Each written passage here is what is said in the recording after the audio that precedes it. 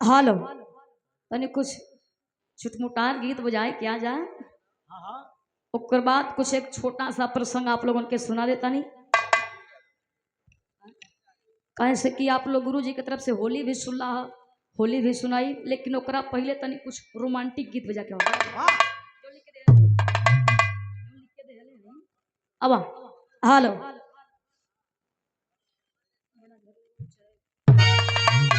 तारा में बात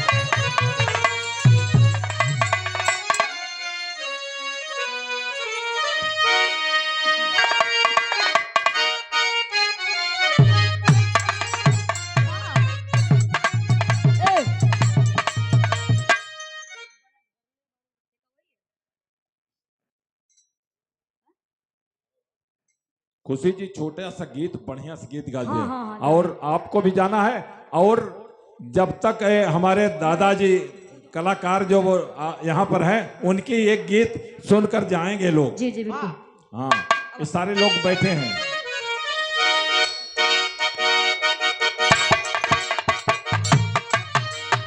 और हल्का सा फास्ट ओहो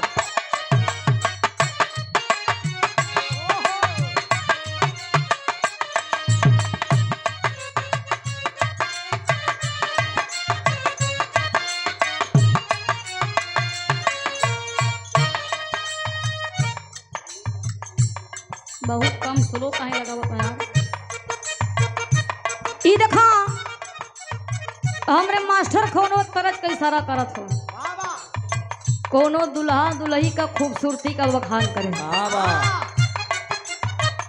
अरे तब बड़ा झरले बाड़ू ठेका बदलिए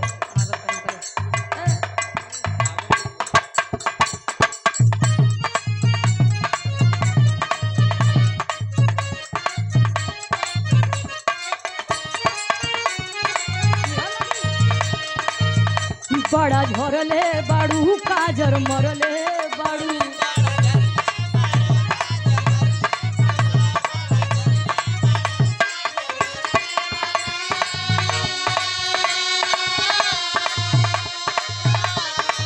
अरे सोना भोरा ही से मुडू तू बिगड़ले बाड़ू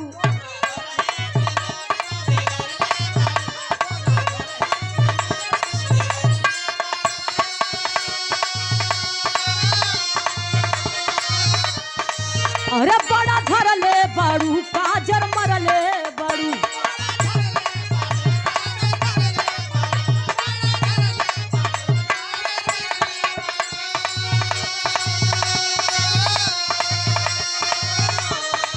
अरे सोना भोर ही से मुडू तू बिगड़ले बाड़ू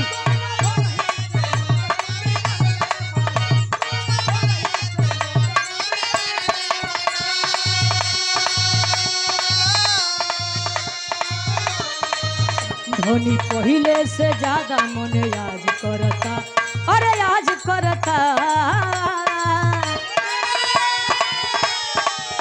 राउर दिल हमरा दिलवे पर राज करता, राउर दिल हमरा दिलवे पर राज करता, राजा पायल उतार दो आवाज करता।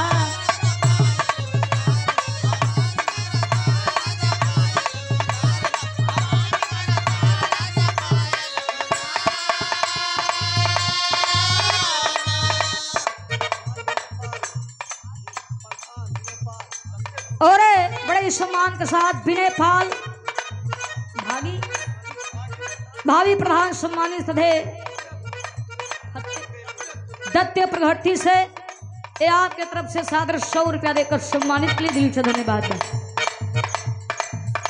बड़ा झरले बाड़ू काजर मरले बाड़ू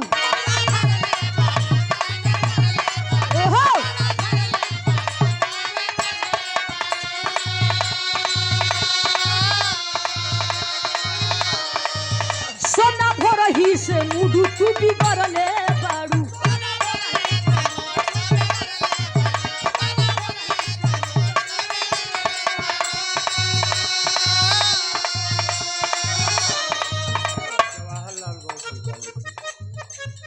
और जवाहरलाल घोड़ जी बड़े ही सम्मान के साथ मंच के आप उद्घोषक महोदय जी ए सादर 100 रुपया देकर सम्मानित के लिए बहुत बहुत दिल से धन्यवाद। सब भाई लोगों के प्रणाम। क्या बात। बड़ा झरले बाड़ू काजल मरले बाड़ू,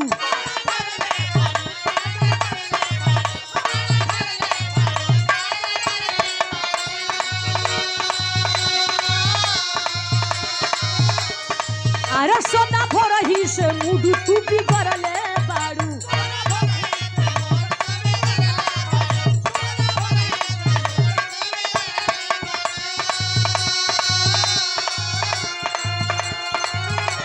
और बड़े ही सम्मान के साथ आप सम्मानित सधे अमित यादव राजा, जो कि भावी जिला पंचायत सदस्य पद के प्रत्याशी वार्ड नंबर 4 से हमारे बड़े भैया जी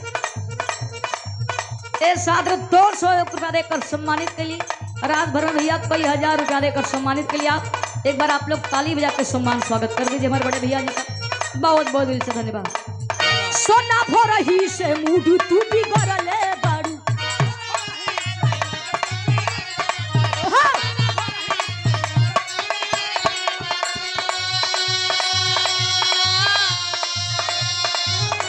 और आप सम्मानित सधे नंदलाल यादव जी, हमारे कमेटी के कोषा अध्यक्ष महोदय जी, आपके तरफ से इस भाव को सुनते हुए सादर 100 रुपया देकर सम्मानित के लिए दिल से धन्यवाद। सोना भोरही से मुडू तू भी गरले बाड़ू,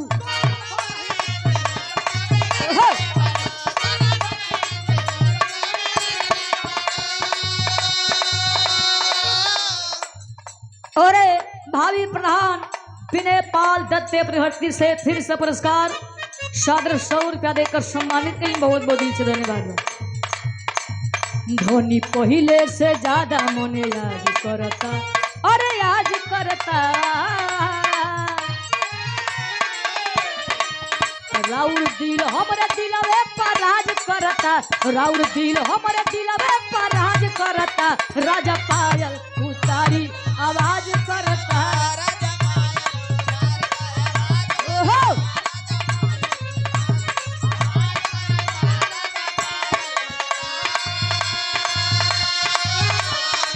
अरे कश्मीर के फ्रूट लागेलू, अरे कश्मीर के फ्रूट लागेलू, काला सूटवा में क्यूट लागेलू। और बड़े ही सम्मान के साथ सम्मानित सदैव अमित यादव राजा, जो कि भावी जिला पंचायत सदस्य पद के प्रत्याशी वार्ड नंबर 4 से धन्नूपुर प्रयागराज हंडिया धरती से सादर 200 रुपया देकर सम्मानित के लिए बहुत बहुत दिल से धन्यवाद। कश्मीर के फ्रूट लागेलू, सोनक सुकवा में क्यूट लागेलू।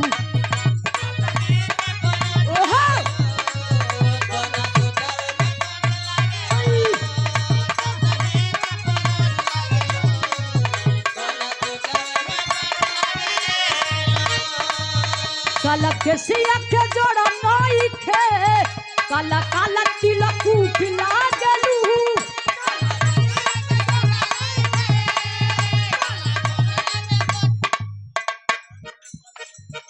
और फिर से पुरस्कार सम्मानित थे भावी प्रधान विनय पाल दत्ते प्रहर्ती से सादर 100 रुपया देकर सम्मानित के लिए बहुत बहुत दिल से धन्यवाद।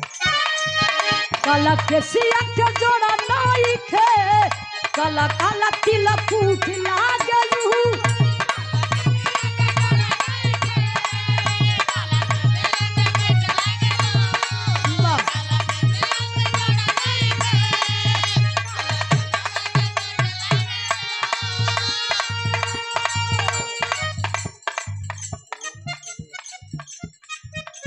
और सम्मानित श्रद्धे कमेटी के अध्यक्ष महोदय जी भोलानाथ यादव जी, सम्मानित आपके तरफ से 200 रुपया देकर सम्मानित के लिए बहुत बहुत दिल से धन्यवाद। काला केसिया के जोड़ा नाई खे, काला काला तिलक लागलू। और फिर से पुरस्कार सम्मानित सधे अमित यादव राजा, भावी जिला पंचायत सदस्य के प्रत्याशी वार्ड नंबर 4 से सादर 200 के बाद एक सम्मानित की बहुत बहुत दिन से धन्यवाद।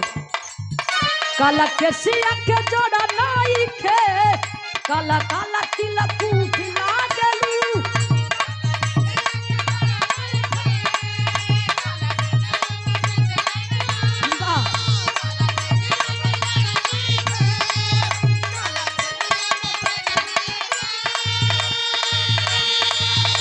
काला केसिया के जोड़ा नाई खे काला काला तिलक खिला गेलू अरे उड़े वाला पैराशूट लगलू अरे उड़े वाला पैराशूट लगलू काला सूटवा में क्यों लगलू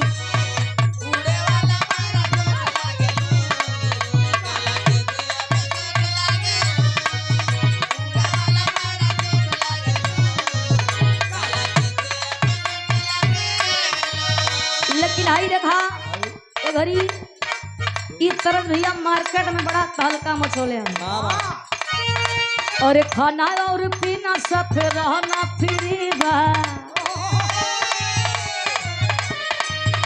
अरे खाना और पीना साथ रहना फ्री बा तोरा ला है तीर खाना गहना फ्री बा बढ़ जा